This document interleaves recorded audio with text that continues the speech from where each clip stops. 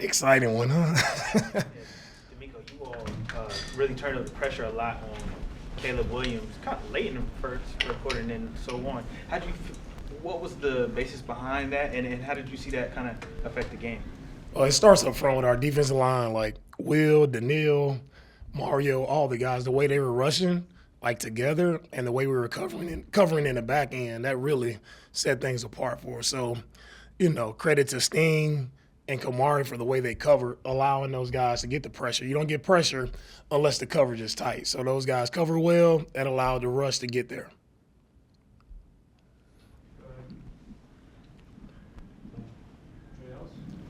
Yeah, we got a lot of questions. Go ahead. I got you, John. Go ahead.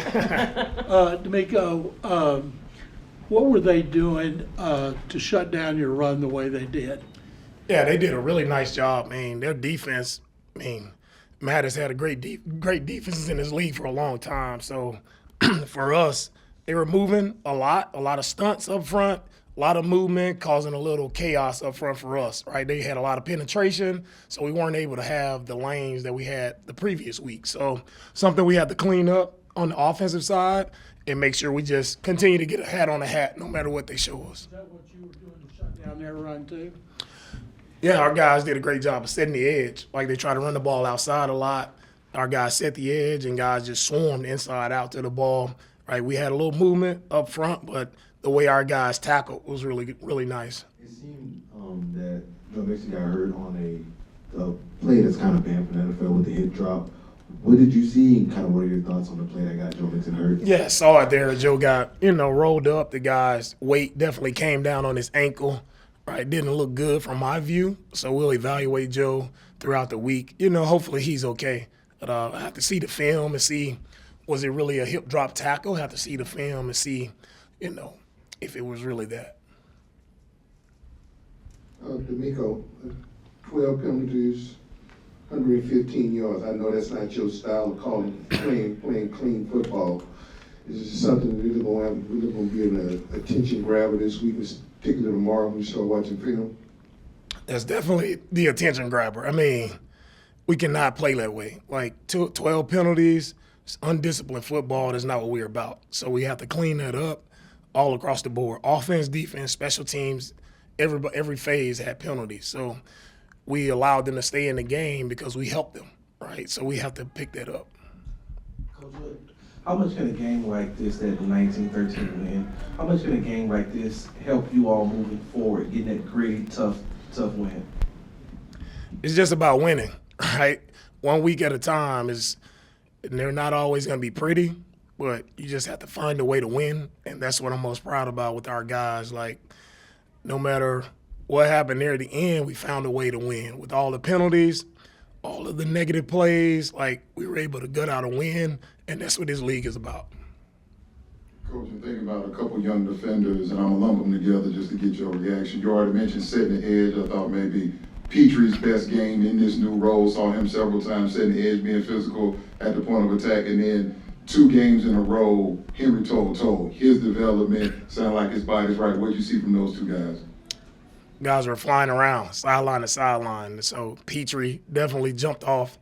He's playing physical, right? He was active. He was around the ball a lot. A couple big hits there. That's what we're about, physical defense. And Petrie put it on tape. Like, if you're going to play us, it's going to be a physical brand of football. So excited where Petrie is. DeMeco, what is having a kicker like Ka'imi Fairbairn done for your team so far this season, and kind of just what is the confidence in him, hitting from long range and just being able to lean on him so far this season?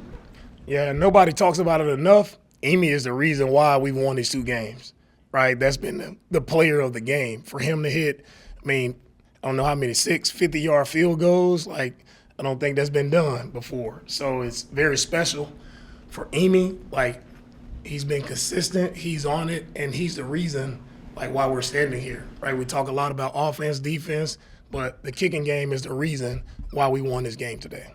DeMeco, how do you explain it? Because he's never kicked this far, this consistently in his 8 years here. How do you explain it? It's the right time now. He's kicking it at the right time now. But Amy, he puts a lot of work in, And just to see his confidence, right? He knows like we're behind him, right? And everything he's showing, he's proven to his teammates, right? He's been consistent, he's confident, and our operation has been flawless. I know he's impressive last year, CJ, but then having a whole off season now, a couple games in, what have you noticed growth-wise? What's the biggest difference you've seen in him compared to last year now that he's got that whole year under his belt? Yeah, CJ's been the same. Just the command, the playmaking ability, it's all been the same. Proud of him, young player. Second year, he's continued to put the team on his back when we need him most, making some outstanding plays for us. We'll take his last two right here, DJ. Nico had another big game, back-to-back 100 receiving yards. What can you guys do to kind of get Tank and Stephon kind of going? Kind of know if you have all three clicking, you guys can reach the max peak of your offense. What you guys have to do to kind of get those two going? Yeah, I don't think it's a matter of getting guys going. If, like I said before, guys, whoever is open and they're making plays, they'll get the ball, right? So it's not a lack of trying to get those guys the ball. Nico has just shown up these first 2 weeks and made some big-time plays for us. So the other guys are playing really well as well. I mean, Tank and Diggs are playing well too. Last one. Coach, it was a little leaky at times, maybe on the interior. Kenyon Green maybe got spotlighted at the time, a little bit into the penalties. Tunsil had one, Kenyon had one. Without reviewing the tape, just with the naked eye, so to speak, what did you see from the O-line? Well, I think when you look at it, I mean, like again, I said they had a lot of movement up front. They caused a lot of chaos for us up front. We'll run it better. We'll be fine.